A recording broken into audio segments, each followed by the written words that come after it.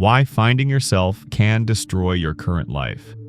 Because the life you've built is rarely the life you actually chose. Finding yourself isn't a process of instant peace. It's that moment when your beliefs clash with your routine, your values with your career, and your conscience with the choices you've been holding onto for years. In this documentary, we'll explore why finding yourself almost always demands that you tear down the life you call normal. If you like this kind of content, subscribe to the channel to help us hit our goal of 1,000 subscribers. Help me out. On July 26, 1911, Carl Gustav Jung wrote a letter that would change not only his relationship with Freud, but the very understanding of what it means to be human. In this correspondence, preserved in the archives of the Jung Institute in Boston, he confessed to the Viennese master an unease that had been tormenting him for months. His patient's dreams pointed to something far beyond childhood sexuality. There was an unexplored territory there, a geography of the soul that Freudian theories couldn't map. Jung was 36 years old at the time, already an established psychiatrist at McLean Hospital, but he was beginning to suspect that his entire medical training might be insufficient to understand what really happens when a person decides to confront themselves. The clinical records from that period, studied decades later by biographers like Deirdre Baer, reveal a disturbing pattern. The closer his patients got to being cured, the more they reported experiences that the science of the day would classify as delusions. If you're into this kind of philosophical deep dive, consider subscribing to the channel. It really helps this work continue. What Jung began to realize, still without the words to name it, was that those men and women weren't simply sick. They were trying to be born again, and the process was as painful as any childbirth. In his personal journals, he jotted down observations that would sound strange to medical ears. My patients don't get better when I cure their symptoms. They get better when they find meaning in their suffering. This discovery led him to question the entire framework upon which he had built his career. Freud had taught that the unconscious was primarily a repository of repressed desires, a dark basement where we stored what society wouldn't let us express. But Jung was starting to suspect that something deeper was at work there, something that had to do not just with our personal history, but with the human condition itself. By 1912, when he published Symbols of Transformation, Jung had already crossed a line from which there would be no return. The work, which would cost him his friendship with Freud, proposed a revolutionary idea. The unconscious wasn't just personal but collective. Within every individual, there was a deeper layer of the psyche, populated by images and patterns that transcended individual experience. The records of his clinical sessions from that period, preserved at the Jung Institute of Boston, show how he tested this theory in practice. Patients who had never read Greek mythology dreamed of the same symbols that appeared in ancient civilizations.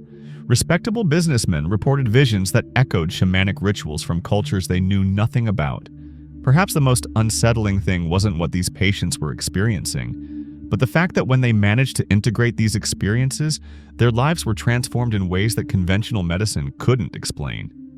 They didn't just stop having symptoms, they became fundamentally different people, as if they had found a version of themselves that had been hidden for decades. Jung realized he was dealing with something that went far beyond therapy. He was discovering a natural process of human development that modern civilization had forgotten to value. In his notes from 1913, he writes, "Modern man lives as if he has been severed from an essential part of himself." This separation, which Jung would later call alienation from the persona, had deep roots in how we organized our society.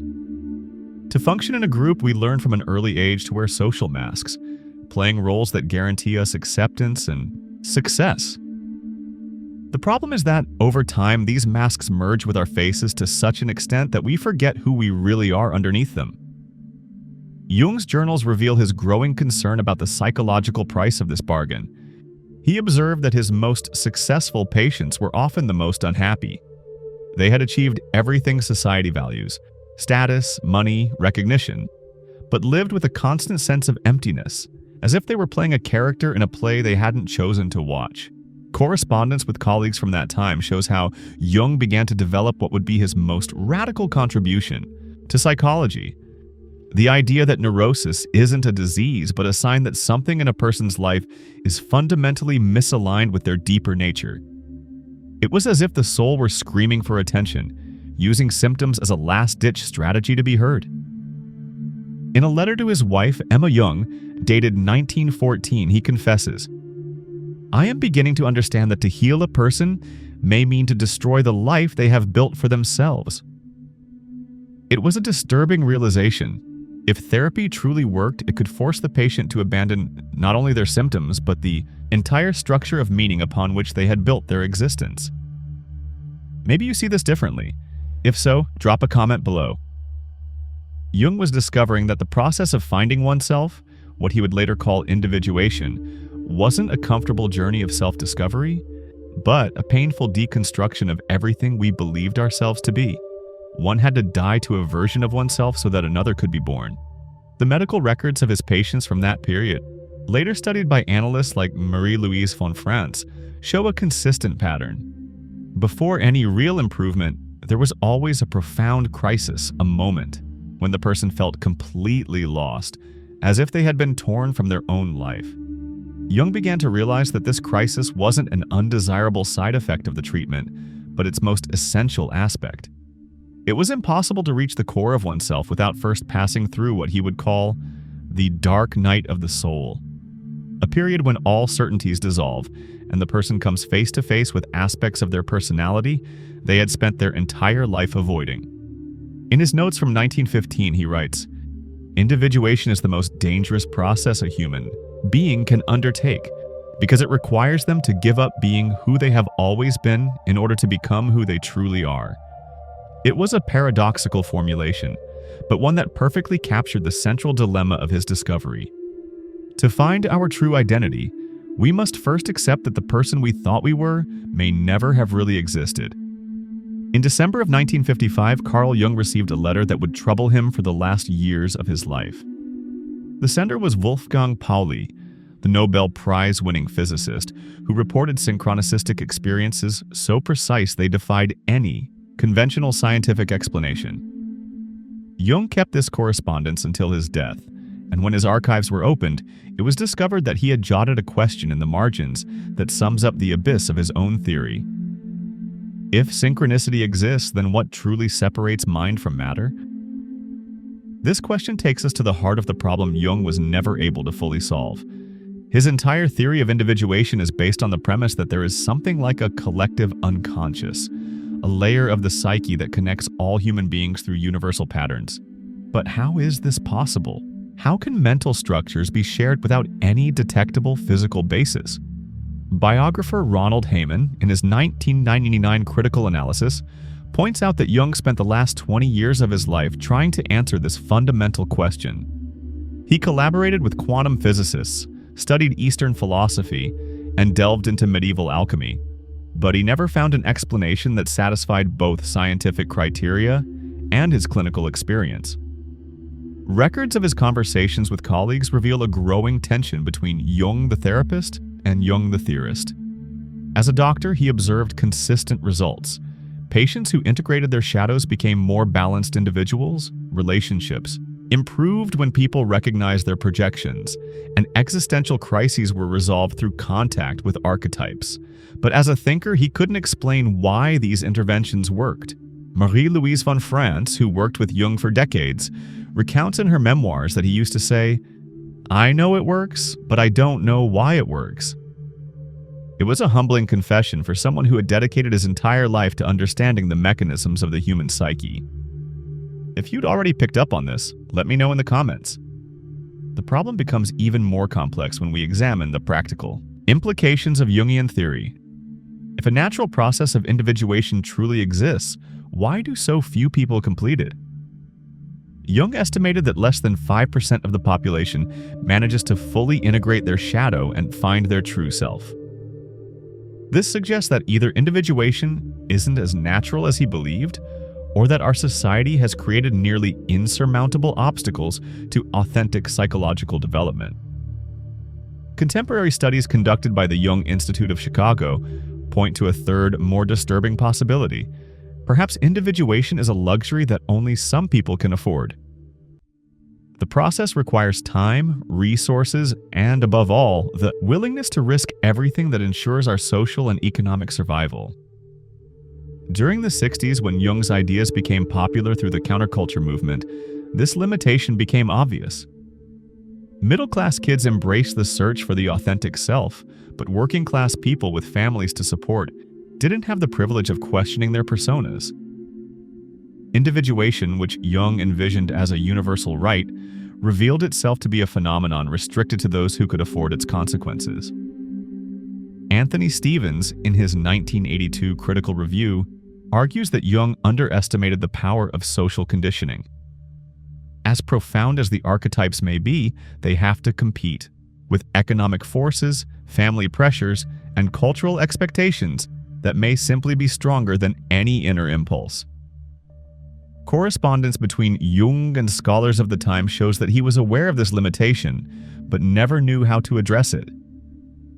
In a letter to Mircea Eliade, dated 1957, he confesses, "I fear we are creating a psychology for the privileged, while the majority of people remain prisoners of lives they did not choose." If you're into this kind of philosophical deep dive, consider subscribing to the channel. It really helps this work continue. This tension intensifies when we look at how Jung's ideas have been co-opted by contemporary culture. The concept of finding yourself has become a product marketed by coaches, influencers, and self-help gurus who promise instant individuation through superficial techniques. What Jung discovered as a long, painful, and uncertain process has been transformed into a psychological commodity, sold to people who want the benefits of individuation without going through the deconstruction it requires. The result is a caricature of the original theory, one that feeds the very kind of inflated persona Jung identified as an obstacle to authentic development. Current clinical reports suggest that this distortion may be causing more harm than good. Patients come to therapy expecting it to confirm them as special and misunderstood, when true Jungian work would require them to confront those very narcissistic fantasies.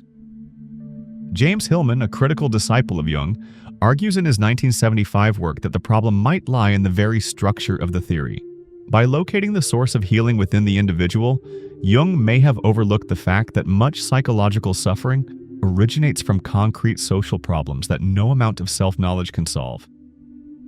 A single mother working 3 jobs to support her kids doesn't need to explore her inner archetypes.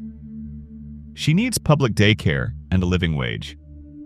A young black man in a racist society doesn't resolve his identity crisis by confronting archetypes. He needs the structures of oppression to be transformed. This critique points to a fundamental limitation in the Jungian approach. It may be inadvertently perpetuating the idea that individual problems must be solved individually, diverting attention from the systemic causes of human suffering. Maybe this idea has bothered you too. If so, comment below.